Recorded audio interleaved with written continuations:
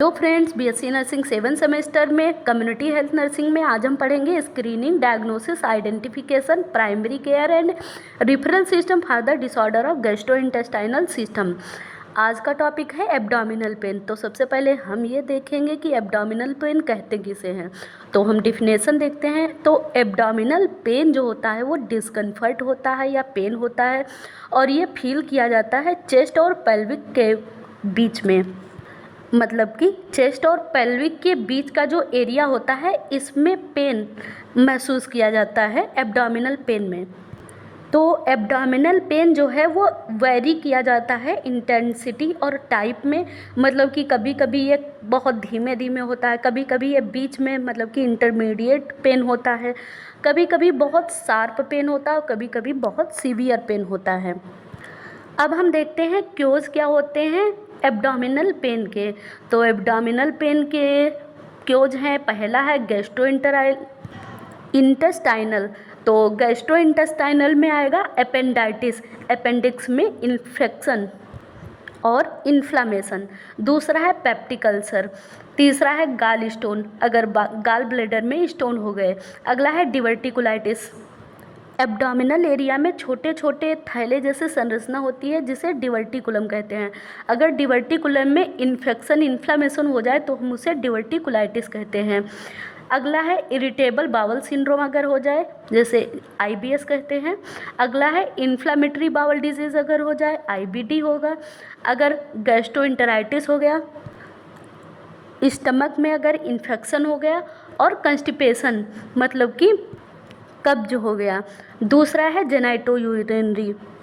तो genito urinary में urinary tract infection, UTI हो गया हो, किडनी में स्टोन हो गया है, गाल ब्लैडर में इन्फ्लामेशन हो गया है, एक्टोपिक प्रेगनेंसी मतलब कि यूट्रस को छोड़ के और कहीं प्रेगनेंसी हो गई है, जैसे कि इस्थमस में, इन्फेंडिबुलम में अगर प्रेगनेंसी हो गई है, मतलब कि जो जाइगोट है वो इम्प्लांट कर गया है इस्थमस और इन्फेंडिबुलम में, न कि यूट्रस में, तो हम उसे कहेंगे एक्टोपिक प्रेगनेंसी। अगला है मेंस्ट्रुअल क्रैम्प आते हैं। अगला है ओवेरियन, अगर सिस्ट है तो इन सब में एब्डोमिनल पेन देखने को मिलता है। अगला है कार्डियोवास्कुलर। तो कार्डियोवास्कुलर में अगर एब्डोमिनल एओर्टिक एन्यूरिज्म हो गया हो, मायोकार्डियल इन्फेक्शन हो गया है। अगला है मेटाबॉलिक। तो मेटाबॉलिक में अगर डायबिटिक कीटोएसिडोसिस हो गया है, हाइपर कैल्सीमिया हो गई है, कैल्शियम की मात्रा ज़्यादा बढ़ गई है। अगला है इन्फेक्शियस, अगर इन्फेक्शन हो गया है हिपेटाइटिस का। अगला है गैस्ट्रोइंटेराइटिस, मतलब कि पेट में इन्फेक्शन हो गया है, इन्फ्लामेशन हो गया है। अगला है अदर क्योज। तो अगर अदर क्योज में फूड एलर्जी हो गई है, पॉइजनिंग हो गई है, हर्निया अगर हो गई है, तो इनमें सब में एब्डोमिनल पेन देखने को मिलता है। अगला देखते हैं स्क्रीनिंग, डायग्नोसिस और आइडेंटिफिकेशन। किस तरीके से हम डायग्नोसिस करेंगे, किस तरीके से हम स्क्रीनिंग करेंगे, आइडेंटिफिकेशन मतलब कि किस तरीके से हम आइडेंटिफाई करेंगे। तो सबसे पहले है हिस्ट्री एंड फिजिकल एग्जामिनेशन लेंगे। तो सबसे पहले हम एसेस करेंगे पेन के कैरेक्टरिस्टिक को, मतलब कि किस तरीके का पेन हुआ है, मतलब कि डल है पेन, इंटरमीडिएट है, शार्प है या सीवियर पेन है। उसके बाद में ड्यूरेशन देखते हैं कि कितनी देर के बाद में पेन आ रहा है, कि कंटिन्यू पेन आ रहा है। दूसरा है लोकेशन, मतलब कि किस लोकेशन पर पेन आ रहा है, अपर एब्डोमिनल रीजन में आ रहा है या लोअर एब्डोमिनल रीजन में आ रहा है। अगला है एसोसिएटेड सिम्टम क्या है पेन के रिगार्डिंग, मतलब कि पेन के साथ में नोजिया, वॉमिटिंग, डायरिया, फीवर, ये सब देखने को मिल रहा है कि नहीं मिल रहा है। तो अब हम दूसरा करेंगे लेबोरेटरी टेस्ट। तो लेबोरेटरी टेस्ट में हम कंप्लीट ब्लड काउंट, सीबीसी की जांच करवाएंगे, लिवर फंक्शन टेस्ट करवाएंगे, एमाइलेज लाइपेज लेवल देखेंगे, यूरिन एनालिसिस करवाएंगे कि यूटीआई है कि नहीं है, यूरिनरी ट्रैक्ट इन्फेक्शन है कि नहीं है, एंड प्रेगनेंसी टेस्ट करवाएंगे फीमेल में। अगर फीमेल में एब्डोमिनल पेन हो रहा है, लोअर एब्डोमिनल पेन खासकर अगर हो रहा है, तो हम उसमें प्रेगनेंसी टेस्ट करवाएंगे, क्योंकि इसमें जो है एक्टोपिक प्रेगनेंसी का भी केस देखने को मिल सकता है और मेंस्ट्रुअल क्रैम्प और ओवेरियन सिस्ट का भी दिखने को मिल सकता है। अगला है इमेजिंग। तो इमेजिंग में एब्डोमिनल एक्सरे करवाएंगे, अल्ट्रासाउंड यूएसजी करवाएंगे, कंप्यूटर टोमोग्राफी सीटी स्कैन करवाएंगे, magnetic resonance imaging test MRI करवाएंगे। अगला है हम इंडोस्कोपी करवाएंगे। तो इंडोस्कोपी में गैस्ट्रोस्कोपी करवाएंगे, कोलोनोस्कोपी करवाएंगे, direct visualisation of gastrointestinal tract. मतलब कि इंडोस्कोपी के द्वारा जैसे कि गैस्ट्रोस्कोपी हो गया, कोलोनोस्कोपी हो गया, इससे हम डायरेक्ट गैस्ट्रोइंटेस्टाइनल ट्रैक्ट को हम देख सकते हैं कि उसमें क्या अबनॉर्मलिटी है, किस कारण एब्डोमिनल पेन हो रहा है। अब हम देखते हैं स्पेसिफिक कंडीशन। तो स्पेसिफिक कंडीशन में हम सबसे पहले देखेंगे इस्चेमिक बावल। इस्चेमिक बावल में हम ये देखते हैं कि पेशेंट क्या रिपोर्ट कर रहा है, मतलब कि जो पेन है ये डिफ्यूज होकर रुक रुक के आ रहा है या कांस्टेंट पेन, लगातार पेन ही हो रहा है। तो अर्ली सर्जिकल इंटरवेंशन के साथ में डिफिनेटिव डायग्नोसिस जब हम बनाएंगे तो सीटी स्कैन के साथ में आईवी कंट्रास्ट के साथ में बनाएंगे।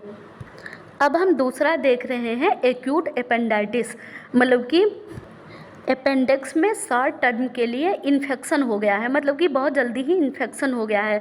तो हम ये देखेंगे कि राइट इलियक फोसा में जो अम्बिलिकस पार्ट है वहाँ पे अगर प्रेजेंट एक्यूट पेन हो रहा है तो वहाँ पे रेप्चर्ड एपेंडाइटिस और हाइपोवाल्मिक शॉक का हम देख सकते हैं।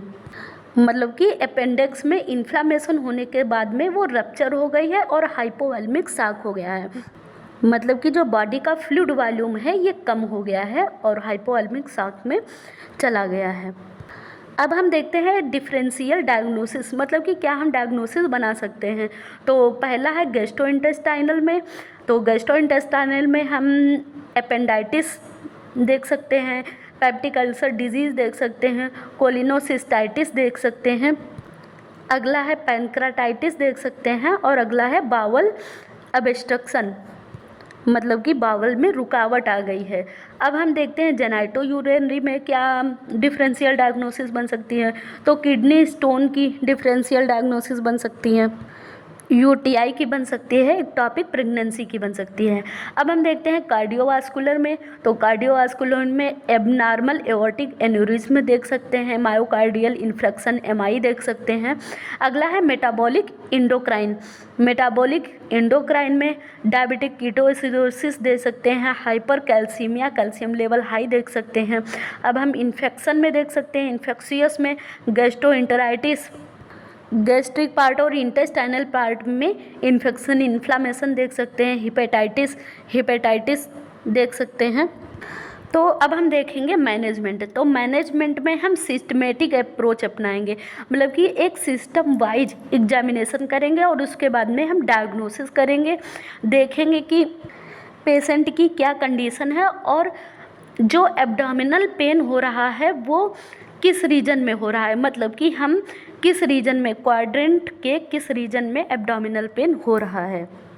और जब हम डिफरेंशियल डायग्नोसिस बनाएंगे, मतलब कि जब हम डिफरेंशियल डायग्नोसिस बनाएंगे तो उसमें हम स्पेसिफिक इन्वेस्टिगेशन जब हम करवाएंगे तो इन स्पेसिफिक इन्वेस्टिगेशन के कंफर्मेशन के बाद में ही हम डिफरेंशियल अप्रोच या डिफरेंशियल डायग्नोसिस बनाएंगे। इसमें हम ऑलवेज, मतलब कि हमेशा ये कंसिडर करेंगे कि जो एब्डोमिनल पेन हो रहा है इसका पोटेंशियल कारण क्या है और एक्स्ट्रा एब्डोमिनल ऑर्गन को भी हम कंसिडर करेंगे कि मतलब कि जो एक्स्ट्रा एब्डोमिनल ऑर्गन है उसके कारण तो नहीं एब्डोमिनल पेन हो रहा है। और इसमें हम एब्डोमिनल पेन देखेंगे कि कहाँ पे हो रहा है। इसमें हम कार्डियक, गायनेकोलॉजिकल, रिस्पिरेटरी और टेस्टिकुलर कंडीशन को भी हम एग्जामिन करेंगे। अब हम देखते हैं कि जो एब्डोमिनल पेन हो रहा है इसका हम इमरजेंसी मैनेजमेंट कैसे करेंगे। तो सबसे पहले है इनिशियल असेसमेंट। तो इनिशियल असेसमेंट में सबसे पहले हम एयरवे को असेस करेंगे कि एयरवे सही है कि नहीं, ब्रीदिंग हो रही है कि नहीं और सर्कुलेशन सही से हो रहा है कि नहीं, मतलब कि हम एग्जामिन करेंगे ABC, एयरवे, ब्रीदिंग, सर्कुलेशन को, और देखेंगे कि वाइटल साइन सही से है कि नहीं है, इस्टेब्लिश करेंगे वाइटल साइन को। तो अब दूसरा है पेन मैनेजमेंट। अब पेन मैनेजमेंट में हम एडमिनिस्टर करेंगे एनाल्जेसिक एज नीड, मतलब कि एनाल्जेसिक जैसे आइबोप्रोफेन, एसिटामिनोफेन देंगे अगला है डिहाइड्रेशन। तो डिहाइड्रेशन होने की कंडीशन में आईवी फ्लूइड देंगे, मतलब कि अगर डिहाइड्रेशन या शॉक की कंडीशन हो रही है तो हम उसे आईवी फ्लूइड देंगे। अगला है नोजिया एंड वॉमिटिंग। तो नोजिया एंड वॉमिटिंग की कंडीशन में एंटी एमिटिक जैसे ओंडासुट्रान हो गया, तो इसको हम पेशेंट को प्रिस्क्राइब करेंगे। अगला है स्पेसिफिक ट्रीटमेंट। तो स्पेसिफिक ट्रीटमेंट में डायग्नोसिस के बेस पर, जैसे कि अगर इन्फेक्शन है, इन्फेक्शन की डायग्नोसिस आ रही है तो हम उसे एंटीबायोटिक देंगे। अगर एपेंडाइटिस की कंडीशन आ रही है तो हम उसकी सर्जरी करवाएंगे। अगला है एब्डोमिनल पेन में हम ट्रीटमेंट प्लान क्या करेंगे। तो ट्रीटमेंट प्लान में हम सबसे पहले देखते हैं नॉन सर्जिकल, जिसमें हमको सर्जरी नहीं करवानी है। तो सबसे पहले हमको मेडिकेशन देनी है। तो मेडिकेशन में एनाल्जेसिक देंगे, मतलब कि अगर पेन हो रहा है तो एनाल्जेसिक्स देंगे। अगर नोजिया वॉमिटिंग हो रही है तो एंटी एमिटिक देंगे। अगर इन्फेक्शन है, इन्फ्लामेशन है तो एंटीबायोटिक देंगे।